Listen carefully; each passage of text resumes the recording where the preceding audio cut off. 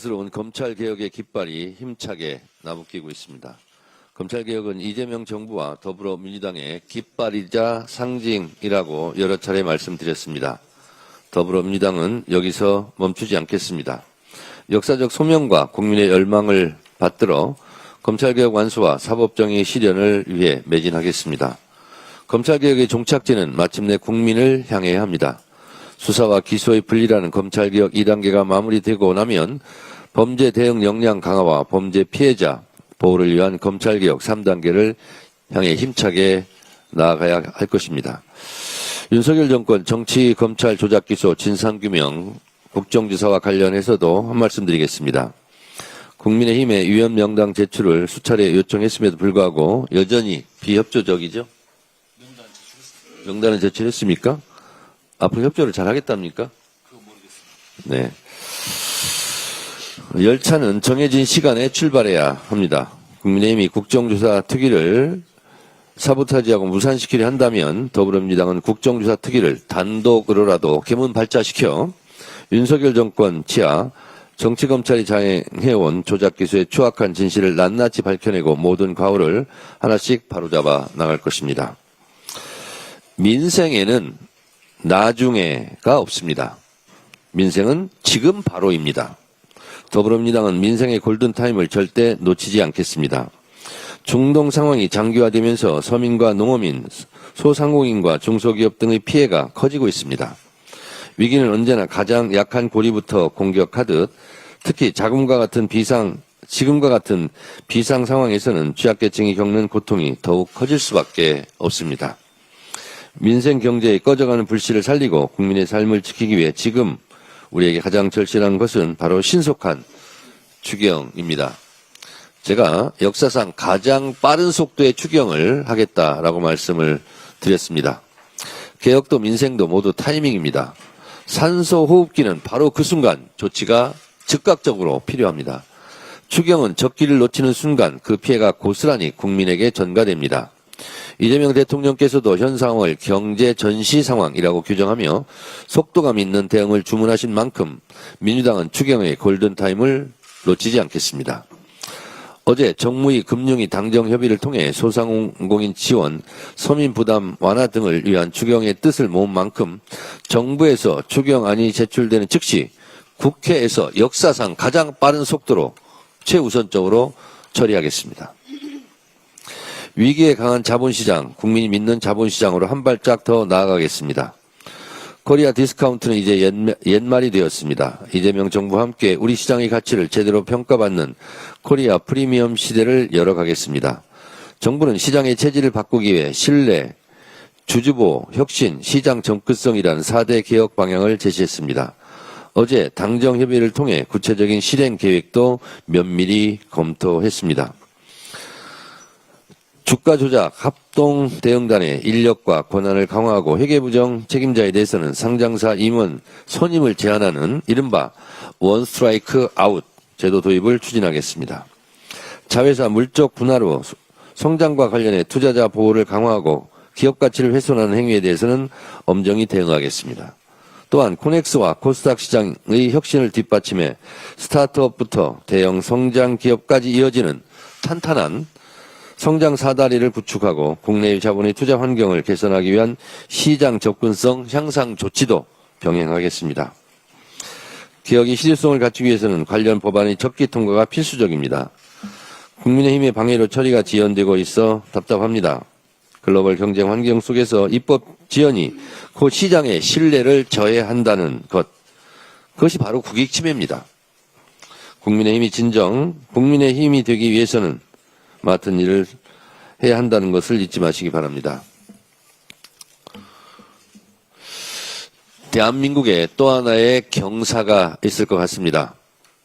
더불어민주당은 대한민국의 미래 경쟁력을 위해서도 최선을 다하겠습니다.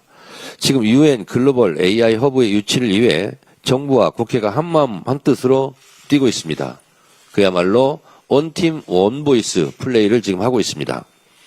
최근 김민석 총리를 중심으로 유치 지원 TF가 공식 출범했으며 지난 17일 제네바에서는 국제노동기구, 국제이주기구, 국제전기통신연합, 세계보건기구, 세계식량계획, UN 개발계획 등 6개 주요 UN 기구와 글로벌 AI 허브 협력 의향서를 체결하는 가시적인 성과를 거두었습니다.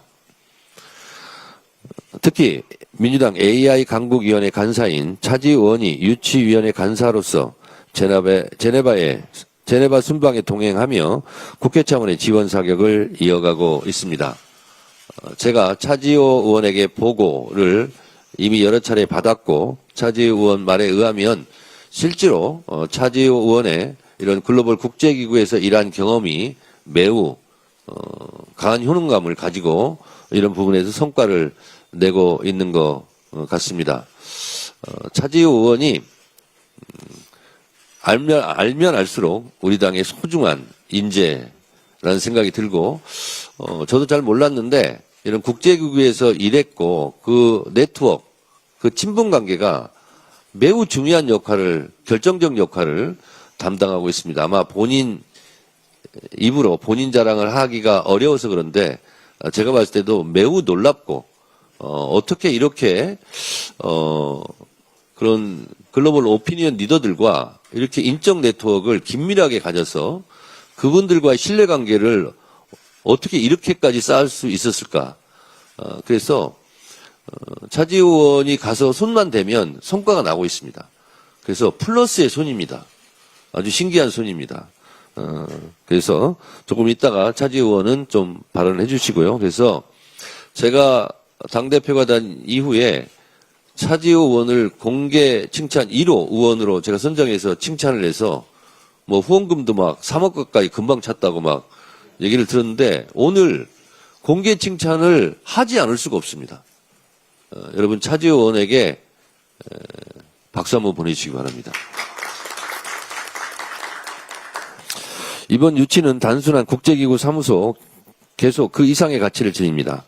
대한민국이 AI 윤리 등 세계적 기준을 직접 설계하고 관련 국제 현안을 해결하는 AI 글로벌 거버넌스의 중심축으로 도약할 기회입니다. 이를 통해 우리의 국제적 위상은 높아지고 국제회의 유치, 국내 스타트업 회의 진출 등 막대한 경제적 파급 효과도 불러올 것입니다. 이는 대한민국이 글로벌 AI 협력의 주도자이자 AI 3대 강국으로 비상하는 마중물이 될 것입니다. 과거 인터넷 혁명이 그러했듯 AI 시대는 반발짝 앞서가는 국가가 세계 질서를 선도하게 됩니다. 이미 세계가 인정하는 AI 잠재력을 보유하고 있는 만큼 지금이야말로 대한민국이 AI 시대의 새로운 표준을 만드는 국가가 거듭날 절호의 기회입니다. 이재명 대통령께서도 글로벌 AI 허브 유치의 필요성을 거듭 강조하신 만큼 민주당도 국회 차원에서 할 수 있는 모든 책임을 다하겠습니다. 대한민국이 전 세계 AI 혁신의 중심에 우뚝 설 수 있도록 유치 성공을 위한 재정적, 제도적 지원을 아끼지 않겠습니다. 우리가 이 AI 기반, AI 인프라, AI 기술도 뛰어나지만 실제로 이런 성과를 낼 수 있는 것은 이재명 대통령에 대한 신뢰, 자산도 매우 중요하게 작용하고 있습니다.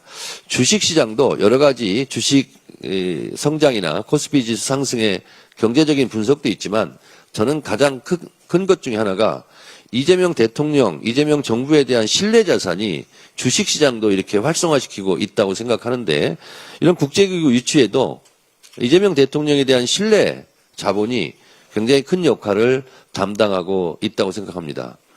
이렇게 대통령의 신뢰 자산이 중요한데 이 대통령의 신뢰 자산을 역으로, 거꾸로 까먹으려고 하는 세력들이 있습니다. 이재명 대통령이 중국으로 피신 하려고 한다는 피신설이라든가 비자금을 조성했다든가 그것도 어마어마한 비자금이에요. 이런 황당한 가짜 뉴스에 대해서는 당에서 가장 엄중한 법적 조치를 취하라고 제가 비공개 회의 때 이미 특별 지시를 했습니다. 그래서 당에서 즉각 조치를 취해 주시기 바라고 그리고 이런 부분은 정보통신망법 가짜 조작 정보 근절을 위한 정보통신망법도 이미 통과가 된 만큼 가장 엄중한 조치를 사법당국에서 취해 줄 것을 요청드립니다. 우리 차지 의원께서 지난번 블랙록에서도 아주 큰 성과를 내주셔서 엄청난 자본 유치하고 이런 데도 큰 공헌을 했는데 이번에도 연타석 홈런을 때렸습니다. 차주 의원께 칭찬드리고 이와 관련해서 간략하게 한 말씀 하시기 바랍니다. 네.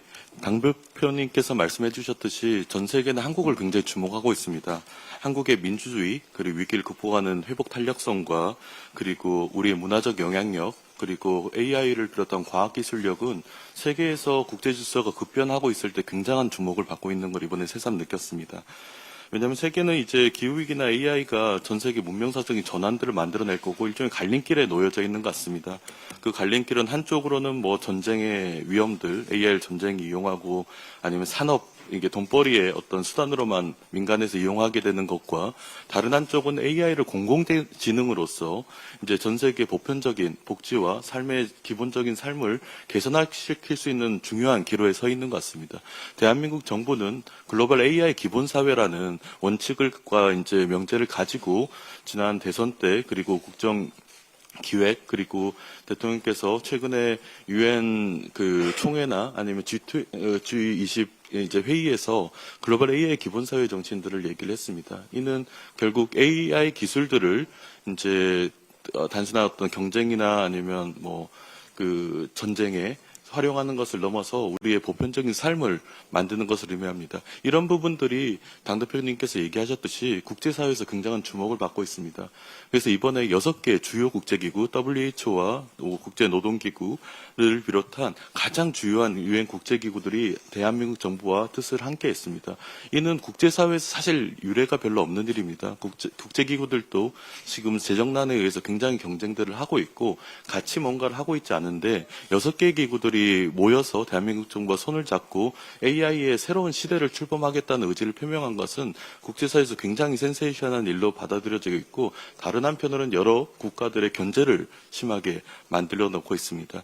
이에 대해서 저는 이제 대한민국이 아직까지 없었던 일종의 제네바나 뉴욕에만 유엔 캠퍼스가 있지 않습니까? 그런데 AI 등 미래의제에 대해서는 대한민국이 이제 그 국제사회의 중심이 될 수 있는 여지가 있고 그 시작이 이번에 만들어지는 글로벌 AI 헙 그리고 일종의 유엔의 공동 캠퍼스가 한국에 들어서게 됨을 의미하는 것 같습니다. 아직 갈 길이 많습니다. 굉장히 견제를 받고 있어서 여기에 민주당과 이제 정부, 이게 청와대가 같이 굉장히 많은 협력을 해서 만들어낼 것을 필요할 것 같습니다.